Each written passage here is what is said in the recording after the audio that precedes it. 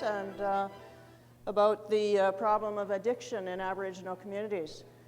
So what I'm going to do today is I'm going to talk a lot about the history, because that's what I'm most familiar with, as to the background and why we have so much prevalence of addiction in Aboriginal populations.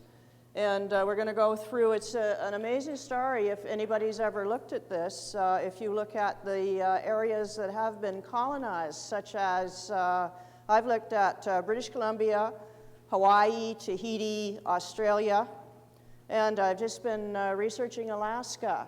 And the story is basically the same in all the places where what happened, whether it was in 1700, 1800, and right now in the 20th century, is that people go in and all they're interested in is the resources, and they don't care what happens to the people. Now, a lot of people think that this happened a long time ago. It isn't affecting anything now, but it is affecting. I'm just going to stop and tell you about New Guinea, because in 1938, the continent of New Guinea has two sides. One is Papua New Guinea, which was under Australia until 1975. And it was given independence, much too quickly actually, so that they weren't prepared for it, and they do have problems. But the other side is called, it's called Irian Jaya is one name, West Papua is what the Papuans call it that live there. But a terrible thing happened to it in 1962. It was colonized by the Dutch. But in 1962 it was given to Indonesia as a pawn. To keep Indonesia from going communist. So essentially the United States handed New Guinea to Indonesia. Indonesia has seen it as a source of great wealth. It's the Freeport-McMoRan gold mine, which is the largest gold mine in the world. And there are also oil under the, one of the indigenous groups areas, and it has a lot of minerals as well. So since 1962, the resources have been extracted, but the people, whenever they try to do anything about their lands being removed or anything else, have been slaughtered. So with bows and arrows, they have been resisting AK-47s and torture and flaming villages. So the only reason I'm talking about this, it's just like East Timor. At some point, anytime there's an independence movement, they just move in and they don't even allow journalists to witness what's going on in those countries. So this situation is not something that is related to the past. And it really does upset me, because I think that we've never learned anything from history since 1600 when we went into South America, of course, and we had the loss of the Mayans and the rest of the native populations in South America. So we'll move on, except the mouse isn't moving here. Let's try. We'll try it that way. Mm-hmm. Do it at the computer? Aim it at the computer. Sorry about being technologically challenged. It happens to me a lot. See, there's, your pickup is right there, so aim it at that. Aim it at that? Yeah, that should do it. No, it's not moving. Move it. Not just the space bar. There, you Space bar. there. No? Next.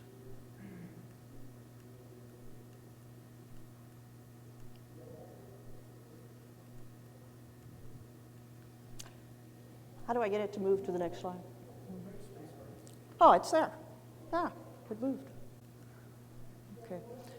Just to exhibit this,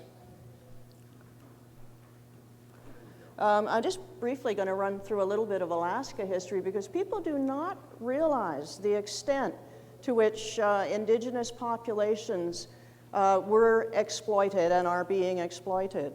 In 1795, Russia went over to Alaska, and the coastal areas of Alaska were occupied by what are called the Aleutians, and they were a 10,000-year-old civilization that went out in these kayaks, and they hunted seals, and they had quite a complex civilization.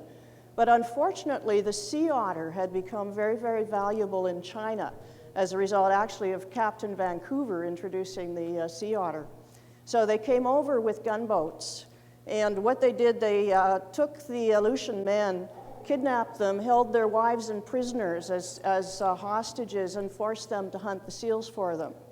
It was very, very brutal. There was one incident where they just lined the Aleutian men up and fired a pistol to see how far the bullet would go. Mm-hmm. Then Russia did put a few forts around, and it had its main location in Sitka, Alaska. But it was too far from Russia to supply properly. So that's why it was sold to the US for $72 million in 1872, because the Russians couldn't get the supplies through to keep them going. So they decided it was kind of a hopeless venture, sold it to the United States. Then they sort of neglected the indigenous populations, and nothing much happened in Alaska until the gold rush in 1900. In 1900, of course, all these people, they called them people from the lower 48, came up from the United States. And they built very nice homes for the people that came up in places like Juneau, because there was a lot of money being invested into the gold fields. This is the story of Alaska, where the money comes in, the offshore speculation, people that don't live there. And this went on in various areas of Alaska, the gold rush, but it was only until 1970 that something positive, really positive, happened in Alaska, and it happened because of the Prudhoe oil fields. So in 1970, they discovered all this oil and they wanted to get at it, but the indigenous title came up in the courts. And they knew that in order to go in and get this oil, they were going to have to do something about the indigenous title.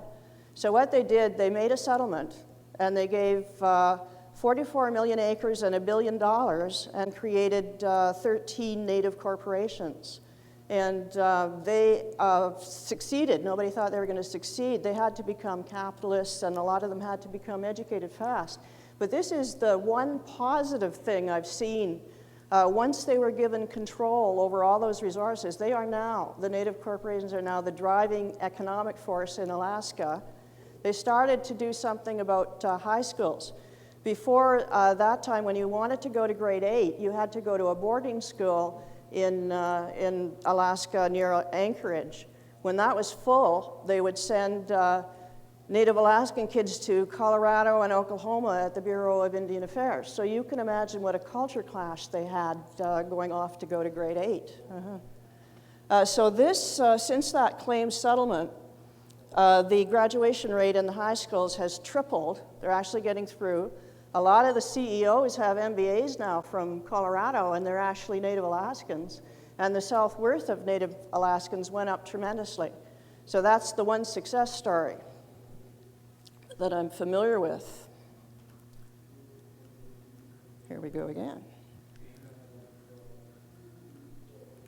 Right here. Okay.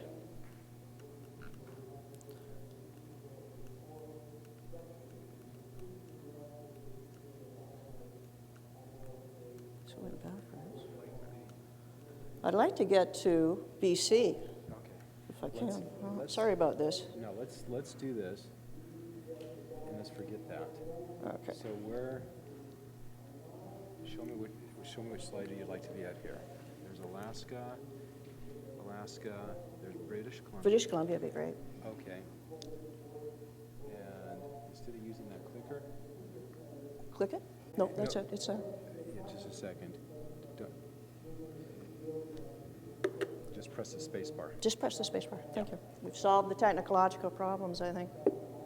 Now, British Columbia, up till 1860, the actual indigenous people here were rather enriched by the fur trade, and they were making a lot of money trading the furs, and actually their culture was quite enriched, so they were having wealthier and wealthier potlatches, and a lot of the art and culture was enriched. But in 1860, the decision was made in England to settle British Columbia. So once the settlers came, this is all done, by the way, with gunboats, so that if you had any resistance here, they would just bring a gunboat into the harbor. And of course, there was a lot of land speculation here, so they were moving First Nations people out of all the harbors.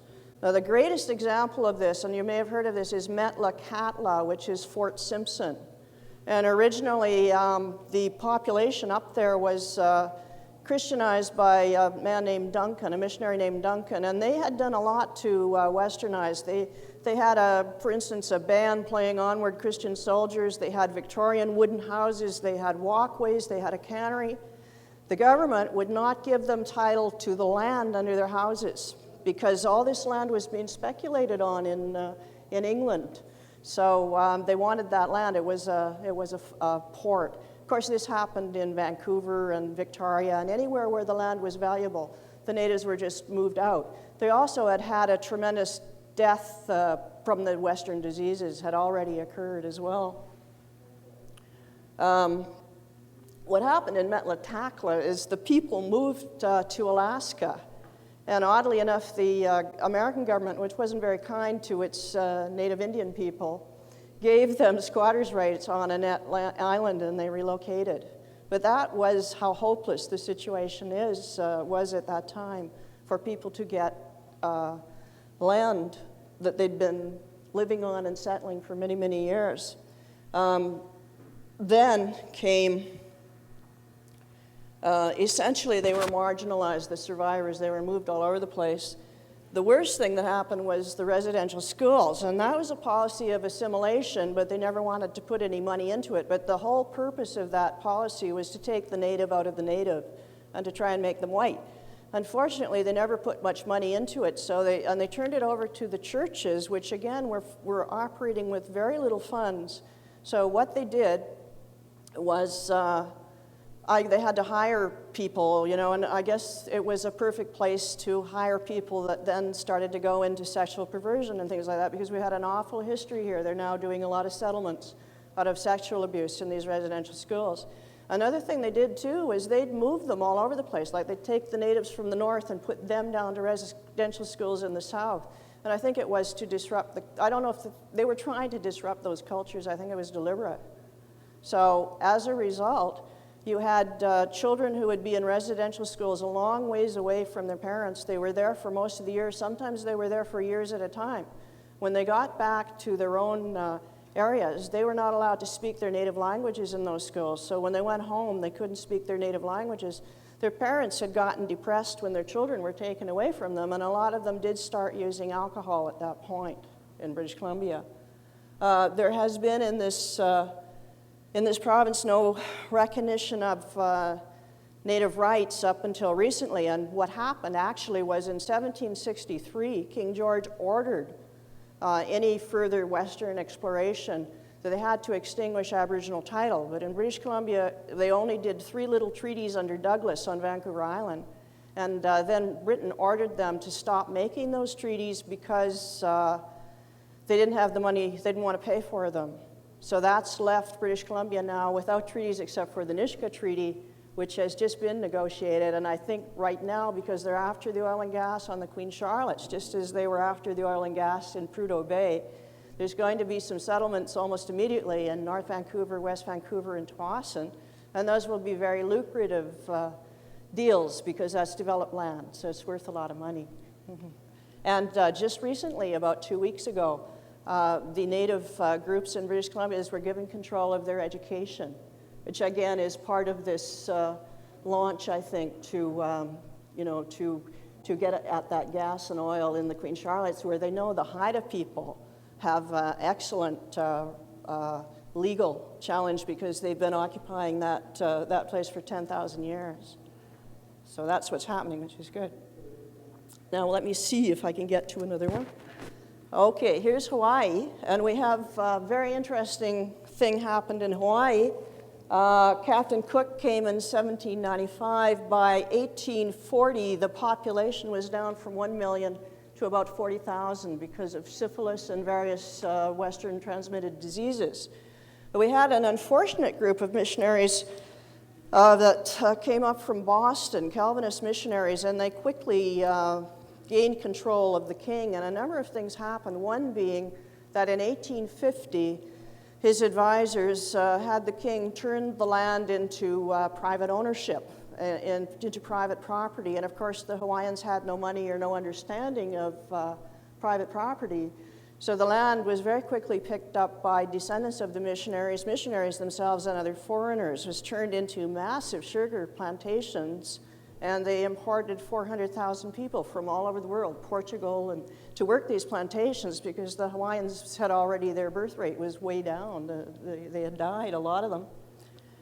And, you know, the state, and then they weren't satisfied with that, but in 1893 they decided Queen Liliuokalani was about to do a new constitution that would give her some of the power back to govern for the sake of Hawaiians. So the sugar planters, who were mainly Americans, formed a rifle company, and when the Queen, which could have stopped the overthrow very quickly, they allowed, the American minister allowed the Marines to come off the USS Boston and stand in between the Queen and the people who were taking over her government. So essentially it was an American illegal occupation of Hawaii. And then in 1898, when they had gone into the Spanish-American War, they outright annexed Hawaii, despite the fact that 50,000 Hawaiians, which were about all the Hawaiians that were left, did a great big petition saying, no, we do not want annexation. And the funny thing is that Hawaiians don't even have the same rights as Native Americans. They have essentially no rights in their own country. They have they have very little upward mobility because most of the people who have money in Hawaii send their children to private schools, so that the public schools have not been funded very well, and therefore you haven't got very many Hawaiians in top positions in Hawaii.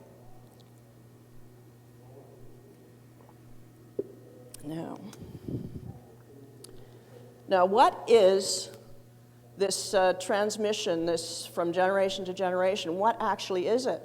Now you can imagine the narrative that goes on in Hawaiian populations or in native populations here or native populations in America, where they've had this history of being marginalized, of having everything essentially taken away from them, their land.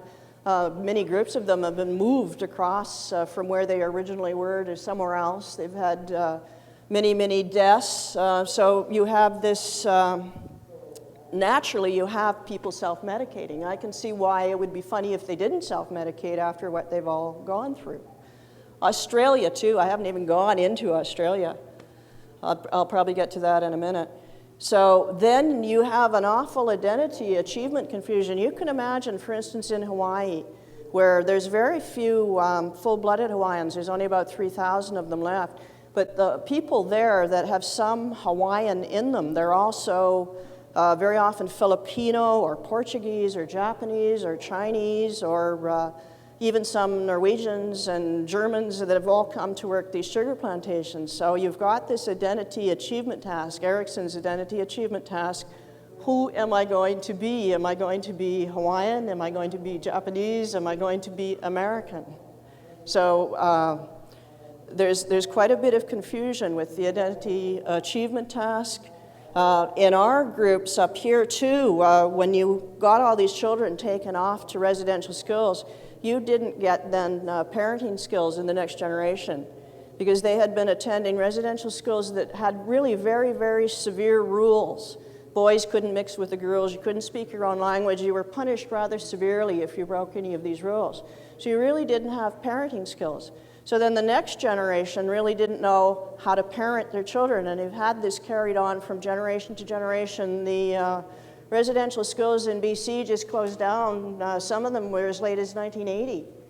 So you've had generations of people who have had this narrative about the white people taking their land, taking everything. You've had dysfunction in families. So what happens when you have addiction in the family, of course, is you get a behavior constellation, usually around the addict, that maintains, and it's dysfunctional. It's things like fear or anger being maintained, being used as weapons in order to get a hold of the drug of your choice. And you get this dysfunction being carried on through generations. Because we have, I like to go into ethnocentric monoculturalism because there's a difference between outright racism and ethnocentric monoculturalism. Everybody knows what racism is, and nobody ever thinks that they're a racist. But ethnocentric monoculturalism is essentially a pride in your own culture that's been put into you when you were growing up. So we have a lot of people that are basically well-meaning, but they really do think that their own culture is superior and that all other cultures are not, that they're somehow of lesser value. And this may not even be a conscious thing, it may be an unconscious thing. But as a result, when people are hiring, there's a tendency to hire people just like themselves. Or when you're getting boards of directors, there's a tendency to want people just like yourself on boards of directors and this type of thing. So what happens is you get minority groups being discriminated against and marginalized, and they have very little upward mobility. And this has been the case on Indian reservations. A lot of them are located, way off somewhere anyway. When they come into the cities, you get this discrimination. And what happens in Vancouver, for instance, they come in from the reserves very often. There's nowhere for them to live, or they wind up in Skid Row, and then they start getting preyed upon by people. And again, you have all these problems then with people, again, turning to addiction because of all the pain that they've gone through. And of course, you have poverty. Now, what are we to do about this? And I really want to offer a few opinions about this, and perhaps you can join me. The problem that I have is, when you do these kind of talks, you're supposed to be funny. So I was on an Alaska cruise just recently in May, and there was an Afro-American fellow from Chicago. And he managed to get his point across while being extremely funny. And what he said was, we black people don't take many cruises because 200 years ago we took a cruise and look what happened to us, So I think we could say the same thing here, except that I'm not Native Indian, so you'll have to forgive me for saying this, but we could say something like, in 1860, we invited these people over, for a visit, and they stayed and they took our land, and somehow we've never been the same since, or something along that line. But now, if we look at Viktor Frankl, we say, well, what on earth is the meaning of all this suffering? So I was doing this last year. I actually made a video in Hawaii, and the person who was interviewing me kept coming back to this. This is such a negative story, what are we going to do about this? And finally, we came up with some ideas that for the descendants of the people who were colonized, of the native groups, that they are a tremendous example of resilience of the human spirit. And although they have poverty and dysfunction and all kinds of problems in their own communities, a lot of them managed to connect with their own spirituality, some of them, and with other things. And they are tremendous role models. I was talking particularly about the Chief's Children's School in Hawaii, where they took the children who would become the kings and queens of Hawaii, and they put them in this residential school, essentially.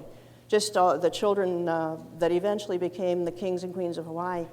And they had this severe hell and brimstone missionary who just felt that their whole culture was pagan, and he told them so. He would use severe punishment like whipping. There's one incident in his journal where he reports whipping Lot, who became Kamehameha V, 20 times, and Alexander, who became Kamehameha IV, he whipped him 12 times, and they had very severe punishments, but they had flaws in that school. They had boys and girls, and in the Hawaiian tradition, those boys and girls of the ruling class would get together before marriage. And they did in that school, and they didn't do very much about it, except they thought that shaming them and punishing them would work. But it didn't work, and they continued to do that. And what I think happened with the oldest boy, who was about 16 when he went in there, his core beliefs had been established, and he fought back, and he had spirit. And he kept fighting despite the fact that he was being whipped and he was being punished, and the parents were giving these black marks every time they did something wrong, so he had the parents on his side right from the very beginning. Some of these children were only 6 years old and 4 years old when they went into that school. So they were told their culture was depraved. They condemned the hula and chant, which was the folk songs and did the transmission of the cultural values and the genealogy and everything else. That was totally condemned. And they were tried to turn them into Westerners using shame and punishment. It didn't work, but the oldest boy fought until they almost escaped to Tahiti. They had chartered a boat, and the 3 boys who were to become kings of Hawaii almost went off on this steamer, but they got caught. And then the oldest boy who had led this rebellion was expelled and died about 2 years later. I think he lost his will to meaning because he had lost everything. He'd been disinherited. He was going to be the governor of Kauai. But you know, to me, that boy is a tremendous role model because he tried to hang on to some of his cultural values, whatever they were. And I think to Hawaiian people that we can find historical people like that boy. And I see the same thing as happening with Louis Riel, with the Métis back in Manitoba. They're starting to see the story from the indigenous perspective rather than the colonizers who took the land. So what we've got in these communities, and I think you can find them all over the place, people who are more familiar with the history, is you have tremendous role models of resiliency. There's, I think, tremendous lessons for the dominant culture in that maybe our systems are not the best the way that we think they are. So, you know, the 3 platforms that we have in Western civilization are basically Christianity, democracy, and capitalism. But I think we need to emphasize more with capitalism. We need social responsibility because you've still got things going on like in New Guinea where the resources are just being extracted and the people are being slaughtered. And it is American interests, mining interests, and even now we've got multinational corporations with these same mentalities to just get everything and to heck with the people who legitimately own that land. I got to tell you the other day, I had this strange experience. I was sitting at a dinner party, and this gentleman who I've known for many years is a writing colleague, and he started to talk about primitive people. As soon as he said primitive, I reacted, and I shouldn't have reacted. I'm usually able to stay calm under these circumstances. And then he said, you know, down in New Guinea, and immediately. And he said, I was talking to someone the other day, and there's these primitive people, and they've just made a mess out of all their government. And what he had done, he'd gotten Papua New Guinea mixed up with New Guinea. And I shouldn't have done it, but I corrected him. And I gave him a little lecture on, you know, there's 2 countries here. This happened to that one. And those people really weren't primitive. You know, the ones in New Guinea, they'd been there for 10,000 years. And they weren't contacted by white people until a cargo plane crashed there in 1938. And then after that, but they had a pretty good civilization going. They did have the odd war, but they had these towers. So they had a system where they would watch out. And it was sort of holding it in check, sort of like mutual assured destruction used to do with Russia and the United States, you know. So everybody was eating. They had agriculture perfected so that they had water irrigation systems and they had enough food for everybody. They raised pigs. They had a lot of pigs. Their folk dances, they have birds of paradise down there, and they could do a folk dance. You would swear that was a bird of paradise. So they had more contact with nature, of course, and they had more understanding of nature. So when he said primitive, and I corrected him, he finally told me. I interrupted him twice, and I know I shouldn't have done it, and I was probably lecturing him, you know, like a grade 1 teacher or something. He finally told me, "You shut up," he said. You know, and I've never seen a porch cleared so fast. All the ladies went out into the kitchen, and all of a sudden the dinner got cooked very quickly. But this, I think, just goes to show you that there's a lot of assumptions that we make about primitive people who really aren't that primitive. And I often wonder when we're dropping bombs on people and going into other people's countries and things like that, if it's us who's the real primitives, you know. I know we do our best, but we wonder about that. What I think that needs to be done, this it's like family therapy in Hawaii. It's called ho'oponopono, but it means to make right. So that we need to do a number of things with these situations. I think that we need to start dialoguing between the descendants of Aboriginal populations in whatever country they're in, and descendants of colonizers. Because most of the descendants of the colonizers don't really have an awareness of what the history was really like and what the history really did. I was shocked when I was at a conference in Vancouver Island that a lot of the native people are really angry at us, and I understand exactly why they are, but they kind of have written us off. And sometimes even when we try and help, they say, well, you shouldn't even be talking about this, you know, how could you possibly understand this because you haven't gone through it? But we can try. But we really need to start dialoguing. We need to do something about these treaties. We need to, in the countries where they've never been done, and here in British Columbia it is happening.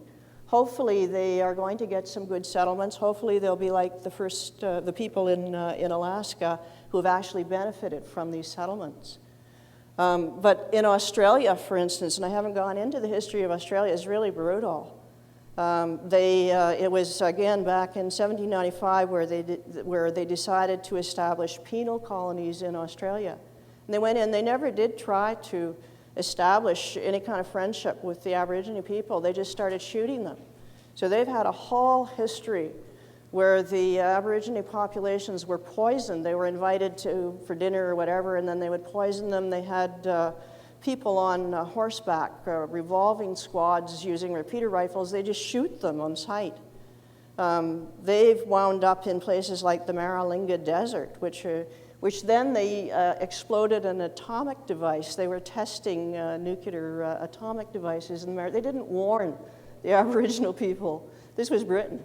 And they didn't even bother to warn the Aboriginal people in the Maralinga Desert that they were going to detonate an atomic bomb. So what you've got in Australia, the Prime Minister of Australia will not say he's sorry. They took the survivors of the Aboriginal populations down there, put them in what were really prison camps, and they taught them, they took them right away, separated the parents from the children. I don't know if you've seen a film called Rabbit Proof Fence, but if you ever get a chance to see Rabbit Proof Fence, it tells the story of one of those institutions. And they really were that bad. They really were doing eugenics. They would train these women as domestics, and when they then sent them out into their employers, they would get a lot of sexual predation. They would get pregnant. They would send them back to Moore River. They would choose the children with lighter skins. There was a place called Sister Kate's School, took these children with lighter skins. They were never told they were Aboriginal. They were trying to sneak them in with white skins into the domestic categories in Australia in the cities. So you had that went on for about 20 years, up until about 1946 even, where they weren't even told they were Aborigines. They'd eventually figure it out somewhere along the line, and then they would be terribly ashamed of their own background. So Australia is one of the worst places where the Prime Minister will not apologize. They have done very, very few treaties, and any treaties that they have done down there have been with worthless land, essentially. The one great thing here in British Columbia, I think, is there has been some cultural resurgence, so that you've had these canoe societies being formed again. And in, it was 1993, you had a terrific canoe journey all the way from Washington that went all the way up from Bella Bella and was joined by all kinds of other canoes from various areas, including Washington and all over British Columbia, and they had a huge gathering. And I think that that cultural resurgence is one of the greatest things that happened. It happened in Hawaii in 1970, where, you know, with the it came out about all the discrimination in the United States, and the Hawaiians began to realize that they too had been discriminated against, and that's when they revived the hula and the chant, to the point now where you can go to the Merry Monarch Festival in Hilo in April if you ever want to see the authentic Hawaiian hula and chant, and they have hula competitions. It's like the World Championships in hula competitions. And finally you're getting immersion Hawaiian schools. And again, the Hawaiian language was almost dead. There was only a few families that could still speak it, so it's come back to some extent.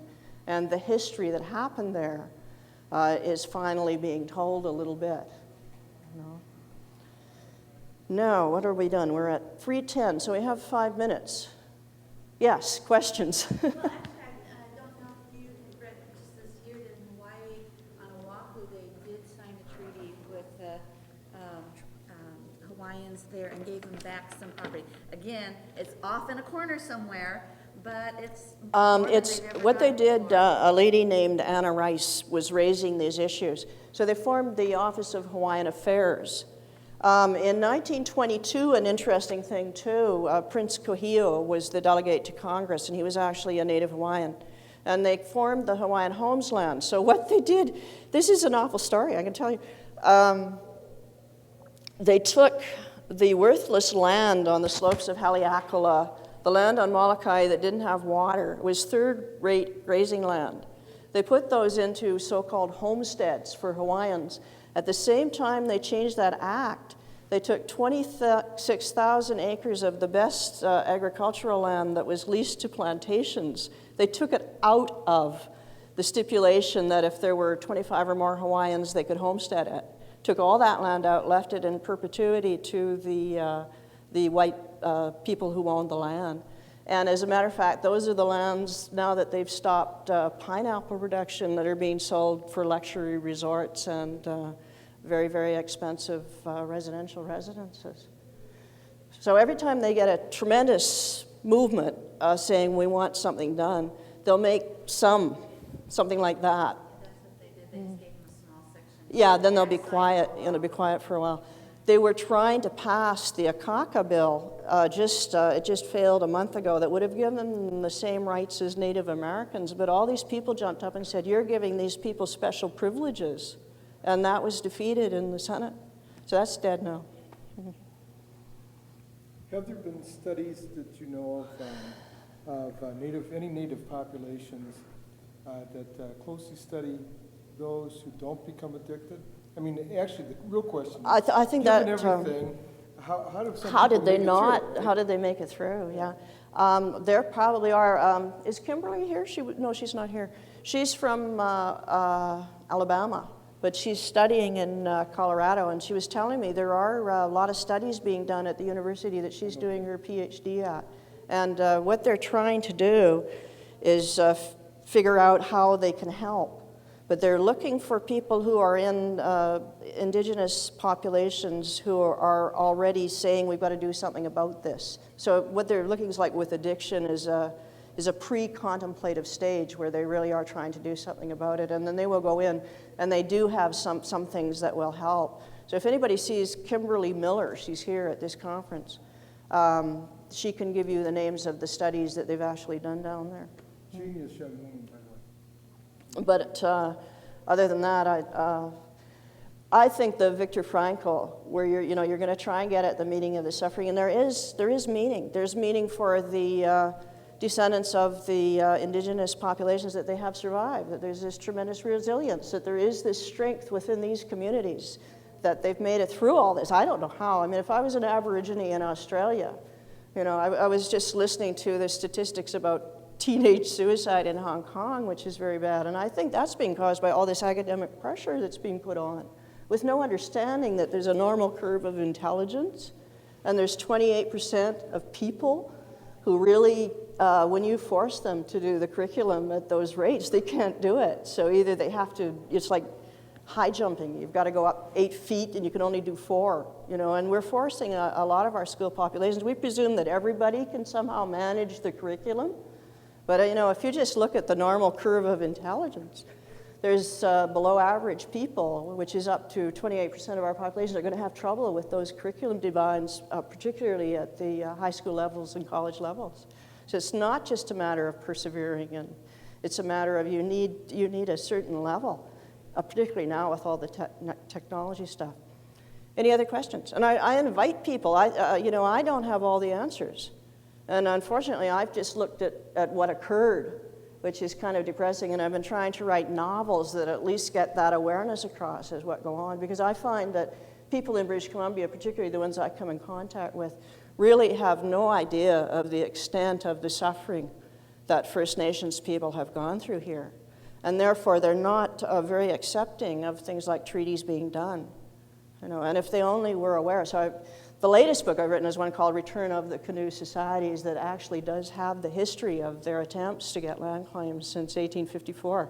So I put a second edition of that one out because these land claims are going through, thinking that maybe if people read them, they would at least understand why we should be doing these treaties.